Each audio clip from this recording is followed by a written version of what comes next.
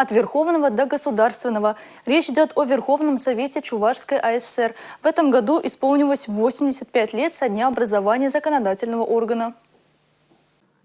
Согласно Конституции, принятой в 1937 году, Верховный Совет являлся высшим органом государственной власти Чувашской АССР, единственной законодательной структурой в регионе. Депутаты избирались на 4 года, сессии собирались 2 раза в год. Деятельность Верховного Совета координировал Президиум. Ее первым председателем была Зоя Андреева. Нам очень важно, что мы вот эту преемственность соблюдаем. Это были передовики производства, лучшие врачи, учителя, работники культуры. И те традиции, которые они заложили, мы стараемся продолжить и сейчас. И поэтому мы проводим эту конференцию 85-летию Верховного Совета ЧССР.